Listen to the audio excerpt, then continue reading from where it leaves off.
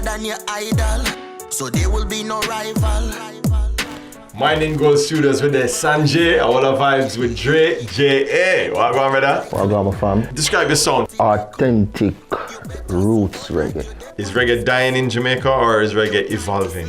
You see, that's a question. It depends on who you ask that question here. If you're a person who travel in Europe and in place where reggae is alive and kicking and well, the most acknowledged genre over in Europe. In Jamaica, reggae needs a little bit more support. What do you think needs to be done in order to get it back to its rightful place? It goes back to the foundation, the roots, the artists that are out there now to educate and edify the younger generation, because I think that's the problem. A lot of the younger generation have to really know where they're coming from, where the music starts from. So you feel like the veterans need to play a greater role in kind of passing on the torch and kind of being engaging and involved with the next generation of reggae artists and musicians? Have to.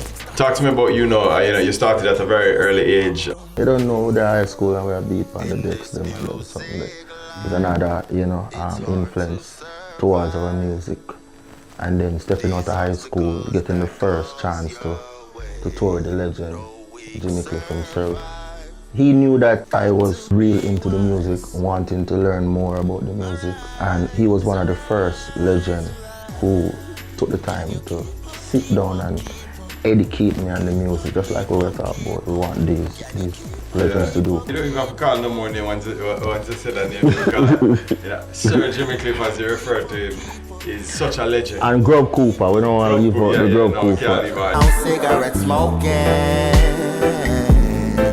You also had the opportunity to work with other legends in the business as well, too, such Junior Reid as well too. Yeah, man. Co-manage Junior Reid. Co-manage and work and produce as well too. Produce, yeah, man. But it was always production for me, So we produced like Phantom Moja, Luton Fire, Capitan, Dean Man, international act like Music Soul Child, Ritual McQuan. That sounds like quite an illustrious career as a producer. What made you decide to take the leap into artistry? It was a time in my life when I was in the States, I did some time, within that span of time, we got more. You said did some time, and make people think a prison you did then. Yeah, man, prison, man. Okay, all right, got you said that way then. We keep it 100%. Okay. I wonder if you mean it just got liver foreign for a time. No, man. We were incarcerated for a few years, Okay. When you did that period of time to do the soul searching and you realized you weren't on the path that you should be on, what did you realize should be the mission? Edifying and educating the younger generation, with what's going on around, because, as you see the world, there's a lot going on, Sanjay. Is that why you choose reggae music as the main vehicle? Yeah, man, reggae music all the way, man. You know what I mean? It's not that Sir Rastafari is not versatile, It's not that if a dancehall beat come, we can't do, or we can't put something on it, because we do. But everything that we do is geared towards a message. We just want to put it out there, educating you, allowing you not to go down that road. So reggae music was always that vehicle from day one. I don't think no other genre really touch it like that when it comes to message. We come from a place in J.A.'s called Spanish Town. Talk to me about your projects now. We're working on an EP right now called Inna Me. That is something I'm going to be released early January. We have songs on it like Cinnamon, Rooftop, another one called Spanish Town, where we hail from. So and all of these songs, as we said before, it's roots, reggae, authentic reggae, you know what I mean? And we also did a cover for the great icon, the great legend, Sir Peter Tosh. And we'll put the Sir, respect. Out of respect. So it's a Sir Peter Tosh. We did Equal Rights, we did the cover for that one. We did a tribute to Peter Tosh.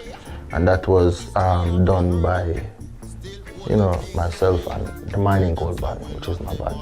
As an artist now, you still produce as well too, right? Still produce, we still write. Still produce, still write.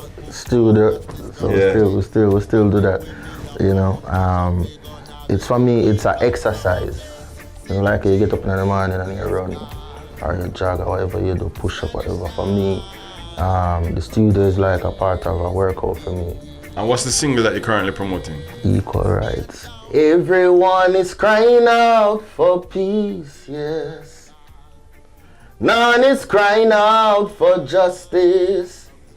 Everyone is crying out for peace, yes. None is crying out for justice. Yeah. That I go on. Lastly now, JJ, tell the people what most makes you intense. What make Rasta intense? Being myself, you know. Yeah. Just Being authentically myself, you. Authentically me, you know. Just being myself, you know. That's just what makes me intense.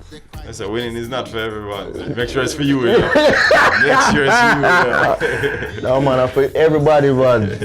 It's the one thing that the team we wish everything, you know, but the best for everyone. That I go on. Big up. Definitely. JJA. Look Of out. course. That is Rasta it. on a mission.